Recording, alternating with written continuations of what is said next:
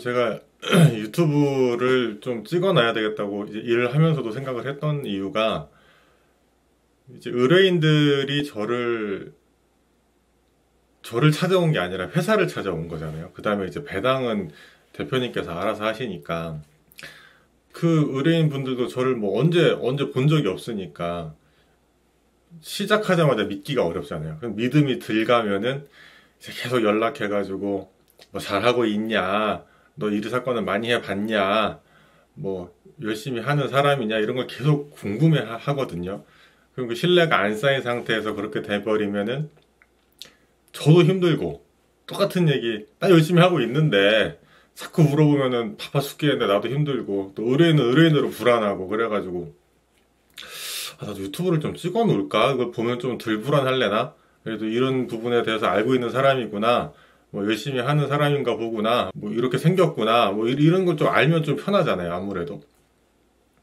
그래가지고 이제 그런 거를 만들어 놓을까 하다가 이제 쉬는 기회가 생겨가지고 지금 좀 해봐야 되겠다 해서 하고 있습니다. 일단 오늘은 경찰 조사하는 방법에 대해서 조사에 갔을 때 어떻게 해야 되는지에 대해서 하려고 해요.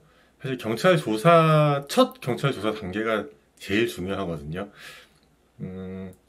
뭐 경찰 조사가 끝난 다음에 검찰 단계에서 변호사를 선임하시거나 아니면은 또 1심이 끝나고 나서 항소심 단계에서 변호사를 선임하시는 분들도 계신데 없는 것보단 낫겠지만 솔직히 말씀드리면은 큰 의미 없을 수도 있어요. 제일 중요한 거는 경찰 조사 때 변호사가 있어야 돼요. 경찰 조사 받기 전에. 조금 더 정확히 말씀드리면 첫 경찰에 컨택이 왔을 때 있잖아요. 뭐 갑자기 전화가 왔을 수도 있고 아니면은 영장을 들고 찾아왔을 수도 있고 아니면은 영장 없이 와서 임의 동행 가자고 할 수도 있고 아무튼 그 첫 접촉 때 변호사 선임하겠습니다 하고 바로 뭐 근처 변호사 아무나라도 찾아가지고 지금 상황이 이렇다 이렇게 말씀드리고 같이 준비하는 게 좋아요.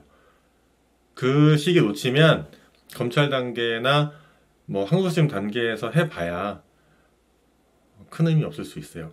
그래서 경찰과의 첫 접촉 때 아무런 정보도 주지 않은 상태로 변호사 선임하는 게 제일 좋다.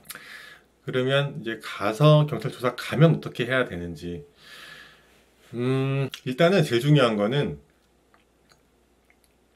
제가 의뢰인들을 조사 준비시켜 드릴 때 항상 하는 얘기인데 그 경찰 조사 가면 내라는 말을 최대한 안 해야지 이렇게 생각을 할 필요가 있어요. 무슨 말이냐면은 경찰 조사 가면은 유도신문이라는 걸 할 수밖에 없거든요. 어떤 시간적 효율이나 또 아니면 빨리빨리 이제 그 구속 요건에 해당하는 사실을 빨리빨리 캐치해 나가야 되기 때문에 수사기관 입장에서는 유도신문을 할 수밖에 없어요. 유도신문이라는 거는 이제 그 폐쇄형 질문인 거예요. 쉽게 말하면 네, 아니요로 대답하기 쉽게끔 물어보는 게 그게 유도신문이에요. 그러니까 오픈형 질문은 반대로 뭐 그날 그 장소에서 한 일에 대해서 설명을 한번 쭉 해보세요. 이렇게 얘기하면은 오픈형 질문이잖아요. 근데 그렇게 하면 조사가 너무 길어지고 그 원하는 포인트를 딱딱 빨리빨리 찝어내기가 수월하지가 않으니까 수사기관 입장에서는 폐쇄형으로 물어보게 되는 거예요. 뭐 그날 그 장소에서 뭐 돈 준 거 맞죠?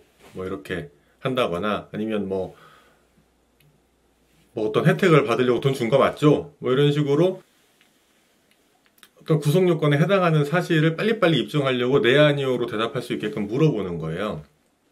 근데 거기다 대고 자꾸 네라고 대답을 해버리면 뭐가 문제냐면 경찰은 미리 질문지를 만들어 놓잖아요. 우리가 조사 받으러 갔을 때 현장에서 질문을 만드는 게 아니라 미리 어떻게 질문을 해야 되겠다라는 걸 머리에 계산을 하거나 아니면 실제로 준비가 된 상태로 부른단 말이에요. 그럼 경찰은 모든 준비를 다 한 상태에서 빌드업도 다 해놓고 이 질문을 이렇게 빌드업 한 다음에 다음에 어떻게 물어보면 곤란하겠다라는 걸 다 생각을 한 상태에서 질문지를 만들어 놨는데 걷다 대고 자꾸 내내 해버리면은 그 질문지 그대로 인정사실이 돼버리는 거잖아요. 그렇게 되면 안 돼요. 그러니까 거기서 빠져나와야 돼요. 그러니까 내 얘기를 해줘야 돼요. 꼭 그런 건 아니고요, 수사관님. 제가 말씀드리겠습니다. 이러면서 일단 거기서 빠져나온 다음에 내 얘기를 해야 돼요, 관련해서. 이게 되게 중요합니다. 근데 이제 그렇게 설명을 풀어서 해는 게 수사기관 마음에 안 들 수도 있어요. 왜냐하면 구속요건 해당 사실에 딱 떨어지는 얘기를 피의자가 안 할 수가 있으니까. 근데 그거 너무 신경 쓰실 필요 없어요. 조사가 좀 길어지더라도 또 따져 묻더라도 내 스토리를 계속 얘기를 하면 좋은 거예요. 그러니까 뭐 예를 들어서 뭐 아까 예로 뭐 원하는 게 있어가지고 돈을 준 거죠. 뇌물 같은 경우에. 그런 경우에는 그렇죠. 뭐 원하는 게 있어서 돈을 준 게 아니라 그동안 뭐 가깝게 지내왔던 사이고 또 이제 뭐 그분 생일 부근이기도 하고 그래서 이제 감사 인사하는 차원에서 축하드리는 차원에서 겸사겸사 드린 거지 제가 뭐 청탁조로 드린 건 아닙니다 라고 한다거나 자기만의 스토리겠죠. 그러면은 수사기관은 그게 듣고 싶은 얘기가 아닐 거 아니에요. 왜냐면 뭐 생일 선물을 줬다는 거는 이제 구속요건 해당 사실이 아닐 테니까. 그러면 또 뭐 그동안 자기가 확보해 놓은 증거나 이런 거에 그동안 확보해 놓은 증거나 이런 거에 이제 기반해서 또 따져 묻겠죠. 하지만 그런 거에 너무 신경 쓸 필요는 없어요. 그냥 나는 내 얘기를 계속 하면 돼요. 그래서 제가 항상 의뢰인들한테 하는 얘기가 본인 얘기를 풀어서 해라, 항상. 그게 제일 중요해요.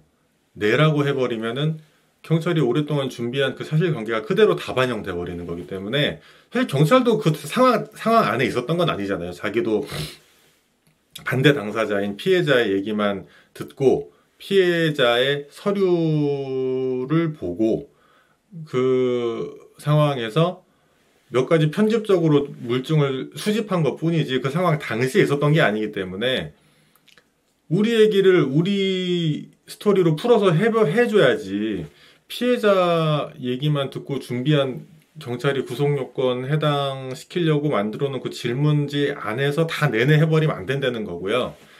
두 번째로 중요한 거는 기억이 안 난다고 하세요. 이게 뭐랑 관련해서 중요하냐면 수사기관이 제일 싫어하는 게 뭐 모르겠어요. 제 개인적인 생각은 수사기관이 제일 싫어하는 게 진술거부권이라고 생각을 해요. 그래서 한번 유심히 봐보세요. 뭐 고위 정치인들이나 뭐 유명한 언론인들이나 가끔 이제 그 검찰 조사나 경찰 조사 받으러 갔다 오면 언론에서 뭐 그 조사를 어떻게 받았대더라 이렇게 써주잖아요. 저는 옛날부터 그걸 유심히 봤었는데 거의 열에 9은 진술거부권 행사하는 것 같아요. 걔네가 뭐 배울 만큼 배운 사람들이고 다 빠꼬미들인데 뭐 자기한테 진술거부권 행동 행사하는 게 불리한데도 그렇게 했을 것 같지는 않잖아요. 경찰한테 특히 수사기관한테 많은 정보를 주는 게 과연 좋을까? 수사기관한테는 아무런 정보도 주지 않고 재판 가서 다투는 것도 괜찮은 방법 아닐까? 이런 생각을 하게 하는 어떤 모습인 거죠. 근데 진술거부권을 뭐 일반적인 사건 예를 들어서 뭐 우리 회사에서 많이 하는 카메라 촬영이라든가 그런 간단한 사건에서 진술거부권 행사하는 건 좀 이상해요. 실제로 제가 진술거부권을 행사한 적이 한 번도 없어요. 거의 행사할 뻔한 적은 있었지만 실제로 행사를 한 적은 없습니다. 그러면 이 진술거부권과 유사한 효과를 내는 게 뭐냐면 기억이 잘 안 나는 걸 물어봤을 때 기억이 안 난다고 얘기하는 거예요. 물론 기억이 명확히 날 만한 거를 물어보는데 기억이 안 난다고 거짓말을 하면 안 돼요. 그럼 불필요하게 수사기관을 자극할 필요는 없어요. 제가 얘기하는 건 어차피 조사라는 게 사건이 발생하고 그 다음날 받는 게 아니잖아요.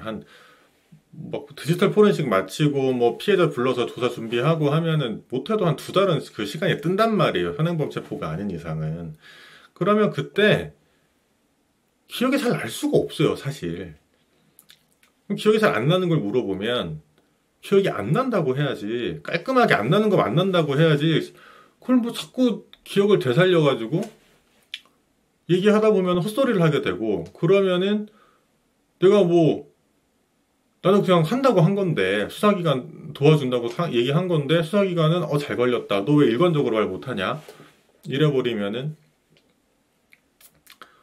괜히 말했다 본전도 못 찾고, 그럴 필요가 없어요. 그래서 기억이 안 나면 기억이 안 난다고 하는 게 제일 좋아요. 이걸 일단 꼭 알고 계시고요. 조사 준비 전에 드리는 말씀이에요. 그 다음에는 이제 만약에 변호사 선임을 하신다면 조사 준비 전에 자기가 제일 캥기는 거 위주로 자기가 선임한 변호사한테 말을 해줘야 돼요. 자기가 억울한 거 말고, 그건 자기가 얘기 안 해도 은연중에 다 말하고 있어요, 이미. 그런 거 말고 제일 캥기는 거, 제일 불안한 거, 내가 제일 잘못한 거 같은 거 제일 캥기는 거, 막 이것 때문에 신고했나? 이것 때문에 잘 안 풀릴래나? 이런 게 분명히 있을 거예요. 맨날 그 생각만 하고 있는 게 있을 거라고요. 그거를부터 얘기를 해줘야 돼요. 제일 캥기는 거를 변호사한테. 그래야 변호사가 그러면 이거를, 왜냐면 보통 법을 잘 모르는 사람이 문제라고 생각하는 게 변호사 입장에서 문제가 아닐 수도 있고, 그 다음에 이게 만약에 문제가 맞다고 하더라도 지금 해당하는 법조문이랑 다른 법조문, 조금 더 약한 법조문으로 의율할 가능성을 생각할 수도 있고, 변호사는. 아니면은 야, 이거 빼박이다 하면은 빨리 합의를 해야 된다고 판단할 수도 있는 거고, 변호사 판단이 더 정확할 거 아니에요.